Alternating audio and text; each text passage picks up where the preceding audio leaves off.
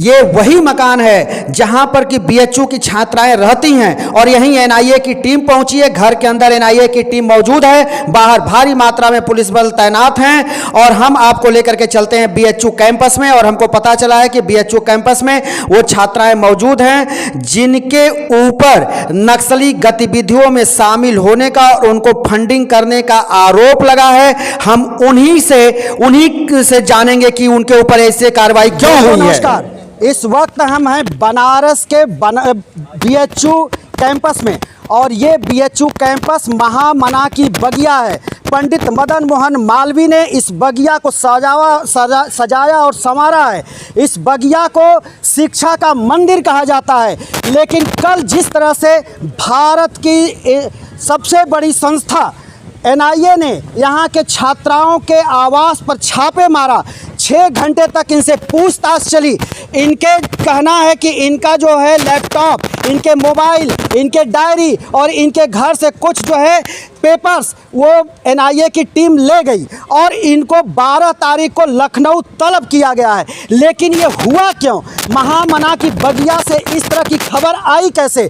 क्योंकि ये पवित्र धरती पर महामना ने इसका निर्माण कराया। इसलिए नहीं कराया कि यहाँ पर कोई ऐसी गतिविधि कभी जारी हो, कभी ऐसी गतिविधि चालू हो जाए जिससे कि देश की सुरक्षा, अखंडता खतरे में पड़ जाए। और हम उन्हीं से हम बात करेंगे सीधे कि जिनके आवास पर ये छापा कल तड़के पड़ा और वहाँ पे एनआईए की टीम ने क्या क्या किया और इनसे किस तरह से पूछताछ की गई। पहले तो आप अपना नाम बताइए, आपका क्या नाम है? मेरा नाम आकांक्षा आज़ाद है, मैं एमफिल की स्टूडेंट हूँ। आप एमफिल के स्टूडेंट हैं। आप कहाँ से हैं? झारखंड से। झारखंड से हैं। हम आपसे जानना चाहते हैं कि एनआईए की टीम जब आपके घर पहुंची उस वक्त क्या समय हो रहा था? जी, एनआईए की टीम हमारे आवास पे करीब सुबह 5:30 बजे पहुंची थी। सुबह 5। आप लोग उस वक्त तो सो रहे होंगे? बिल्कुल बिल्कुल। तो उस समय एनआईए की टीम पहुंची, दरवाजा खटखटाई और आपने दरवाजा खोला। लगभग कितने पुलिसकर्मी रहे होंगे, कितने अधिकारी रहे होंगे?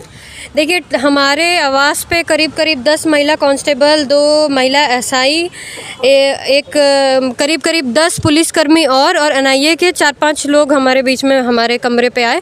उसके अलावा हमारे बिल्डिंग के आसपास, हमारे घर मतलब नीचे, बिल्डिंग के नीचे कुल मिला के करीब 40 से 50 पुलिसकर्मी मौजूद थे। एनआईए की जब टीम छापा मारती है तो पुलिस आती है।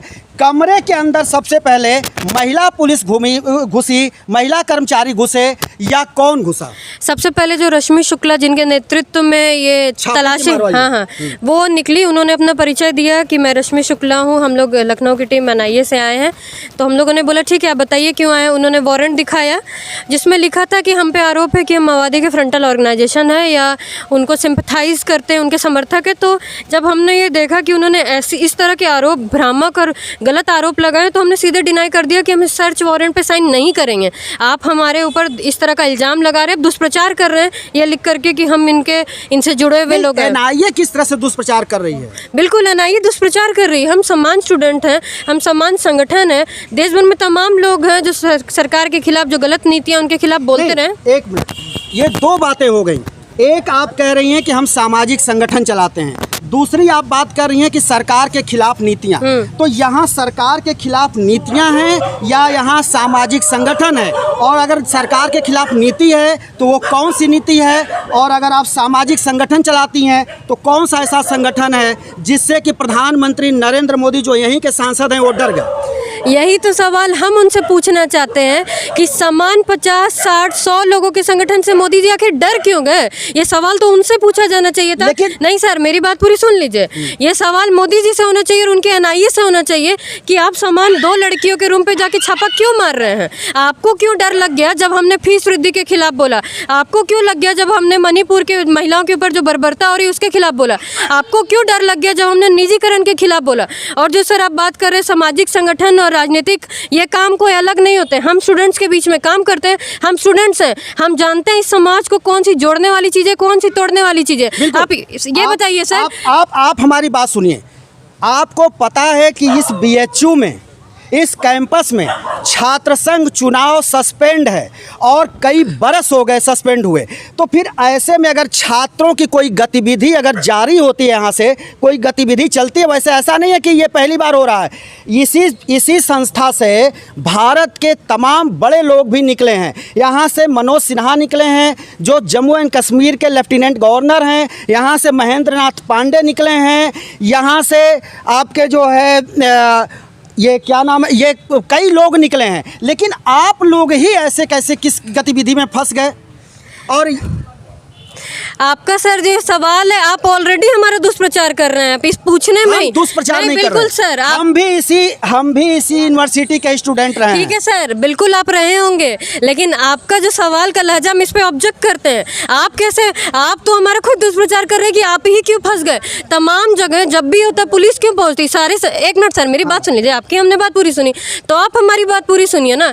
ये जो सवाल आप हमसे कर रही है ना, ये से जाके करिए, यहाँ के जो पुलिस है उनसे करिए कि उनको क्यों डर लगता है कि लोग छात्रवृत्ति जो फीस वृद्धि हो रही है उसके खिलाफ बोले।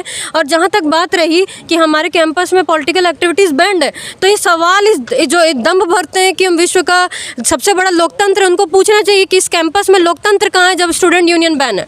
जब तमाम अपराधी संसद में जा सकते हैं तो ये अपराध होता है, यहाँ पे वायलेंस होगा, ये सब बोल के यहाँ छात्र संघ बैन क्यों किया गया? ये सवाल सबसे पहले उठना चाहिए। यही हम आपसे उगलवाना चाहते थे कि आपको ये इस बगिया में छात्र संघ चाहिए। बिल्कुल चाहिए, क्योंकि यहाँ राजनीति। क्यों? आप लोग भी यहाँ छात्र हैं, इसमें से कितने लोगों को छात्र संघ यहाँ चाहिए? सबको चाहिए। हाँ, देखिए, हम अपने दर्शकों को बता दें कि ये छात्रों की जो लड़ाई है जिसमें एनआईए अब कूद पड़ी है, उसमें एक कहीं ना कहीं ये छात्र संघ का चुनाव चाहते हैं, छात्र संघ की राजनीति चाहते हैं। ये भी इसके पीछे का ये भी एक बहुत बड़ा राज है। आप ये जो दिखा रही हैं, ये आप ले आइए थोड़ा आगे, ये क्या है? ये मसाल और ये क्या है? ये देखिए, हम भी पत्रकार हैं, हम अपने जो है दोस्त अपने दर्शकों को बता दें कि ये दस्तक ये मैगज़ीन है, लगभग 15-20 पेज की होगी, और ये जो है पूरी तरह से RNI है, ये RNI है, इसको जो है RNI मिला हुआ है। और एक इनका जो है अखबार आता है, और ये अखबार कब आता है? महीने में एक आता है, हर 2 महीने पे आता है। लेकिन ये अखबार RNI से अभी नहीं है, और इसका जो है कहीं टाइटल कोड भी RNI ने अभी जारी नहीं किया है। तो ये सारी बातें हैं, लेकिन जो भी है लब्बो लुआब यही है कि यहाँ के छात्र अंदर ही अंदर ये चाहते हैं कि महामना की इस बगिया में BHU में छात्र संघ बहाल हो और छात्र संघ का चुनाव भी हो। लेकिन NIA ने अगर इस तरह से किया है, जांच करने के बाद ये स्पष्ट होना चाहिए कि क्या ये छात्र इसमें इन्वॉल्व हैं या नहीं हैं। अगर वो इन्वॉल्व नहीं हैं तो NIA को इस तरह से कोई कार्रवाई नहीं करनी चाहिए जिससे इन छात्रों का भी छवि धूमिल हो रहा है और BHU की भी छवि धूमिल हो रही है। तो इस तरह की गतिविधि अगर राजनीतिक कारणों से जारी है, राजनीतिक कारणों से हो रहा है, तो इसे बंद करना चाहिए, क्योंकि ये बनारस का ये सबसे बड़ा शिक्षा का मंदिर है, और शिक्षा के मंदिर को चाहे NIA हो, चाहे पुलिस हो, चाहे कोई भी हो, उसके द्वारा इसे कलंकित नहीं करना चाहिए।